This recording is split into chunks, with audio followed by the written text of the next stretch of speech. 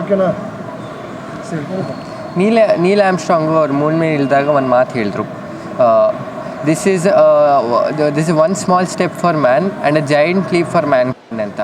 ಈ ಕಾರ್ಯಕ್ರಮ ಏನಿದೆಯಲ್ಲ ಅದು ನಮ್ಮ ಬರೋ ಮಕ್ಕಳಿಗೆ ಒಂದು ಸ್ಮಾಲ್ ಸ್ಟೆಪ್ ಇರ್ಬೋದು, ಆದರೆ ಅವ್ರ ಕ್ಯೂರಿಯಾಸಿಟಿ, ಅವ್ರಿಗೆ ಕಲಿಬೇಕು ಅಂತ ಆಸೆ ಇರುತ್ತಲ್ಲ, ಅದಕ್ಕೆ ಒಂದು ತುಂಬ ದೊಡ್ಡ ಲೀಪು. ಅವ್ರಿಗೆ ಇದು ಎಕ್ಸ್ಪೆರಿಮೆಂಟ್ಸಿಂದ ತುಂಬ ಎಕ್ಸ್ಪೋಜರ್ ಸಿಕ್ಕಿ ಅದಾದಮೇಲೆ ಅದನ್ನೇ ನಾವು ರಿಸರ್ಚ್ ಮಾಡಿ ಇದಕ್ಕೆ ನಮ್ಮ ಕಂಟ್ರಿಗೆ ತುಂಬ ಅವರು ಹೆಲ್ಪ್ ಮಾಡಿಕೊಡ್ಬೋದು ಫ್ಯೂಚರಲ್ಲಿ. It is just an experience which helps them showcase ಅವ್ರಿಗೆ ಏನು ಬೇಕು ಜೀವನದಲ್ಲಿ ಅಂತ. ಇದು ಸೈನ್ಸಲ್ಲಿ ಆಸಕ್ತಿ ಇದೆಯಾ, ಮತ್ತು ಅವ್ರಿಗೆ ಸೈನ್ಸಲ್ಲಿ ಆಸಕ್ತಿ ಇಲ್ಲದೇ ಇದ್ರೂ ಆಸಕ್ತಿ ಉಂಟು ಮಾಡಿಸೋದು, ಇಂಟ್ರೆಸ್ಟ್ ಕ್ರಿಯೇಟ್ ಮಾಡೋದು ಅಂತ ನಮ್ಮ ಆಸೆ ಇರೋದಿಲ್ಲಿ ಈ ಎಕ್ಸಿಬಿಷನಲ್ಲಿ.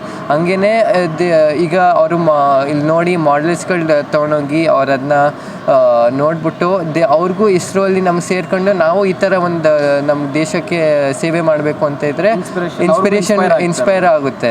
ಸೊ ಈಗ ಕಮ್ಮಿಂಗ್ ಯಂಗರ್ ಜನ್ರೇಷನ್ಗೆ ನಾವು ತಯಾರು ಮಾಡ್ತಾಯಿದ್ದೀವಿ, ಈ ಥರ ನಮ್ಮ ದೇಶಕ್ಕೆ ಸೇವೆ ಮಾಡಬೇಕು, ನಮ್ಮ ಇದು ಸೈನ್ಸಲ್ಲಿ ಬೇರೆಯವ್ರಿಗೆಲ್ಲರಿಗೂ ಹೆಲ್ಪ್ ಮಾಡಬೇಕು, ನಮ್ಮ ಇಡೀ ದೇಶ ಹಾಗೂ ಇಡೀ ಲೋಕಕ್ಕೂ ನಾವು ಹೆಲ್ಪ್ ಮಾಡಬೇಕು ಅಂತ. ಅದಕ್ಕೆ ಇದು ಇನಿಷಿಯೇಟಿವ್ ತೊಗೊಂಡಿರೋದು. ನಾಟ್ ಓನ್ಲಿ ದಟ್, ಇವಾಗ ಇದನ್ನು ಎಕ್ಸ್ಪೆರಿಮೆಂಟ್ ಮಾಡಿದ್ರೆ ಅವರು ಇವಾಗ ಅಸ್ಟ್ರೋನಾಟ್ ಥರ ಫೀಲ್ ಮಾಡಿದ್ರೆ ಅವ್ರಿಗೊಂದು ಇಂಟ್ರೆಸ್ಟ್ ಕ್ರಿಯೇಟ್ ಆಗುತ್ತೆ. ನಾನು ದೊಡ್ಡವನಾಗಿ ಇವಾಗ ಎಲ್ಲರೂ ಏನು ಮಾಡ್ತಾರೆ, ಇಂಜಿನಿಯರ್ ಆಗಬೇಕು, ಡಾಕ್ಟರ್ ಆಗಬೇಕು ಅಂತಾರೆ. ಸೊ ಇದರ ಎಕ್ಸ್ಪೆರಿಮೆಂಟಿಂದ ಅವ್ರು ಏನಾಗುತ್ತೆ, ಎಕ್ಸ್ಪೀರಿಯನ್ಸ್ ಅವ್ರು ಮಾಡಿದ್ರೆ VR ಎಲ್ಲ ತೊಗೊಂಡು ಅವ್ರಿಗೊಂದು ಇಂಟ್ರೆಸ್ಟ್ ಬರುತ್ತೆ. ನಾನು ಕೂಡ ಸ್ಪೇಸ್ಗೆ ಹೋಗಬೇಕು, ಆ್ಯಕ್ಚುಲಾಗಿ ದೊಡ್ಡವನಾದ್ಮೇಲೆ ನಾನು ಸ್ಪೇಸ್ಗೆ ಹೋಗಬೇಕು, ನಾನು ಸೈಂಟಿಸ್ಟ್ ಆಗಬೇಕು, ನಾನು ಇಸ್ರೋದಲ್ಲಿ ಸೇರ್ಕೋಬೇಕು.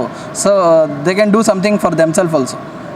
ಮತ್ತು ಇನ್ನೊಂದೇನೆಂದರೆ, ಈಗ ನಾಸಾ ಅವರು ತುಂಬ ಇನಿಷಿಯೇಟಿವ್ಸ್ ತೊಗೊಂಡಿದ್ದಾರೆ. ಅವರು ಸುಮಾರು ಮಿಷನ್ಗಳು ಮಾಡಿದ್ದಾರೆ. ವಾಯೇಜರ್ ಮಿಷನ್ ಆಗಲಿ, ಅದು ನಮ್ಮ ಸೋಲಾರ್ ಸಿಸ್ಟಮ್ ಆಚೆ ಹೋಗಿದೆ. ನ್ಯೂ ಹೊರೈಸನ್ಸ್ ಮಿಷನ್ನು ಪ್ಲೂಟೋ ತನಕ ಹೋಗಿದೆ.